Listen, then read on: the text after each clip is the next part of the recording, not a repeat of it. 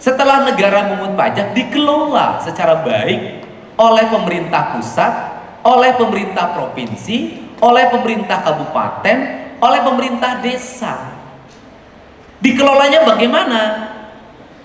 Uang pajaknya diprioritaskan untuk memenuhi kebutuhan dasar pembangunan, kebutuhan menengah pembangunan, dan kebutuhan jangka panjang pembangunan. Sehingga setiap uang rupiah yang dikeluarkan oleh dana negara itu adalah investasi bagi manusia, investasi infrastruktur, dan investasi ekonomi. Sehingga tidak ada pembangunan yang berulang. Semuanya bernilai, punya multiplier effect. Kalau sudah seperti itu, Indonesia itu negeri yang terbuka, Jawa Barat, memadukan dua hal. Sistem kapitalisme berbasis harmoni dan humanis. Kotanya tumbuh masyarakat industri, desanya tertata dan terpelihara, dua-duanya kita punya, yang tidak dimiliki negara lain. Dan Jawa Barat itu punya dua-duanya. Inilah perspektif kemahasiswaan, inilah perspektif kepemimpinan. Dan inilah kita belajar pada diri kita. Kenapa? Karena diri kita sudah serba punya. Kalau seperti itu, apa yang harus diperbaiki diri kita? Ada dua hal. Satu, kembali mempelajari tentang sejarah peradaban bangsanya. Dua, mengembangkan teknologi kekinian dan untuk masa depan. Dan yang ketiga, paling utama, efisien.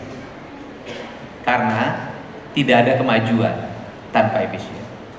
Efisiensi bisa lahir dan tumbuh dengan apa? Transparansi. Transparansi itu adalah keterbukaan. Maka di era sekarang, pemimpin hari ini bisa secara terbuka bercerita tentang apapun tanpa harus menggunakan biaya negara. Bercerita di TikTok, bercerita di YouTube, bercerita di IG, bercerita di Facebook. Saya bisa bercerita anggaran gubernur, anggaran Pemda, apapun saya ceritain.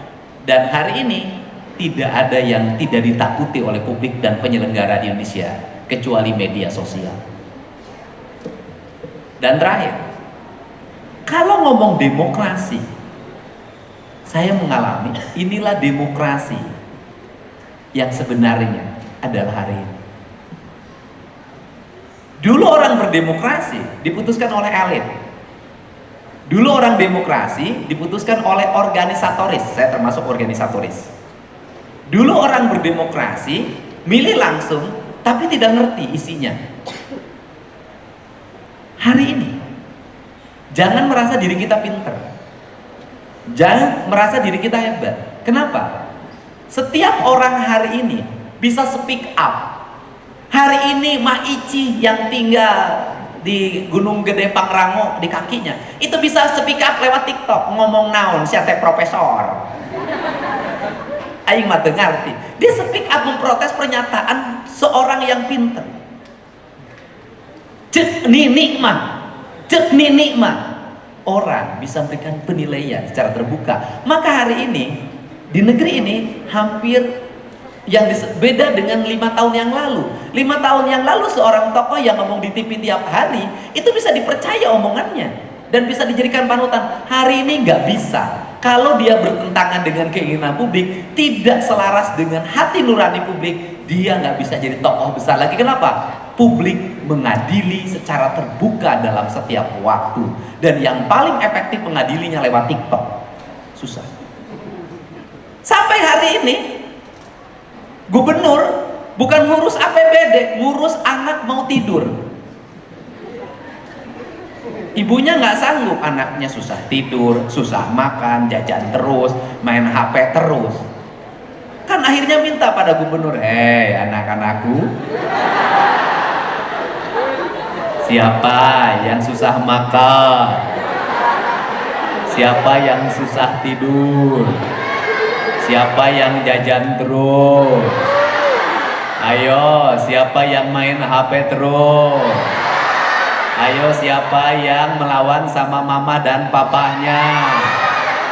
Nanti Pak Gubernur datang ya. Nanti dibawa ke barak.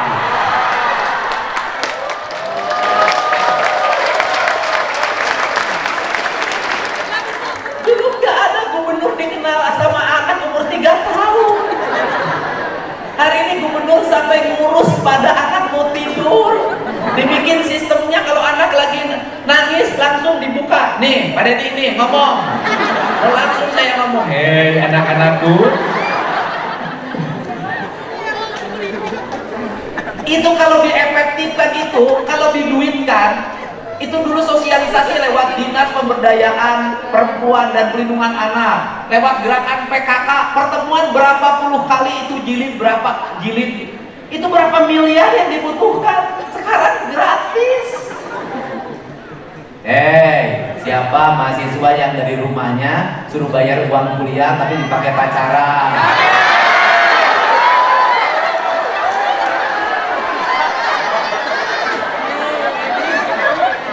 Ayo, siapa mahasiswa yang nongkrong di kafenya berjam-jam, berhari-hari, tapi uang kuliahnya nunggak? Ayo, siapa mahasiswa yang mobilnya baru, motornya baru, tapi uang kuliahnya nggak bayar? Ayo, siapa mahasiswa yang kalau ingin dapat nilai bagus deketin dosennya, pura-pura baik, sering berkunjung ke rumahnya bawa makanan? Boleh enggak? Ya boleh saja. Iyalah, jadi ya emang kita ini tergantung memanfaatkan situasi. Jadi saya ucapkan terima kasih hari ini. Ya, saya ceritanya itu saja buat mahasiswa.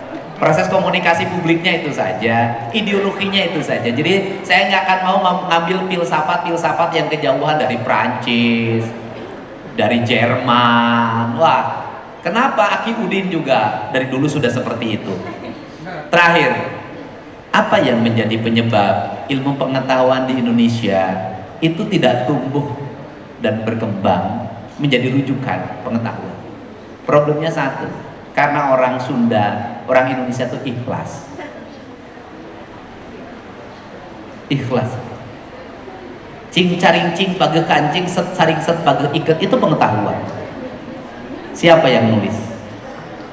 Cerita Lutung Kasarung itu pengetahuan, itu novel. Siapa yang nulis? Cerita Si Kabayan siapa yang nulis? Seluruh pengetahuan yang sangat luas itu dilahirkan oleh orang-orang ikhlas. Nah, bangsa kita itu diajarin untuk hidupnya tidak pernah mengakui terhadap apa yang dia miliki. Hidupnya tidak pernah mengakui terhadap apa yang dia ucapkan. Hidupnya tidak pernah mengakui terhadap apa yang dia lakukan. Karena mereka sudah bertuhan secara sempurna. Terima kasih. Allahumma waffiq lakum. Assalamualaikum.